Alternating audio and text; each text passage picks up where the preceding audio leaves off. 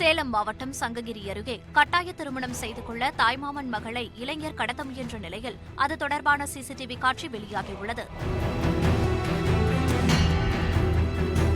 ஆத்துக்காடு பகுதியைச் சேர்ந்த சிவகுமாரின் 17 வயது மகள் அங்குள்ள பள்ளியில் 12ஆம் வகுப்பு படித்து வருகிறார். இந்த நிலையில் குள்ளம்பட்டி பகுதியில் உள்ள பால் பண்ணைக்கு சென்றுவிட்டு மிதிவண்டியில் வீடு திரும்பிய மாணவியை அவரது முறைப்பையன் சுப்பிரமணியனும் அத்தை பூங்கொடியும் வழிமறித்து திருமணம் செய்து கொள்ள வற்புறுத்தியுள்ளனர்.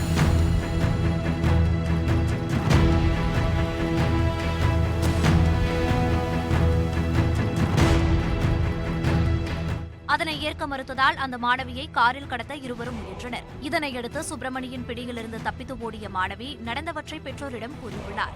மாணவியின் பெற்றோர் அளித்த புகாரின் பேரில் பூங்கொடி மற்றும் சுப்பிரமணி ஆகிய இருவரையும் போலீசார் கைது செய்தனர்.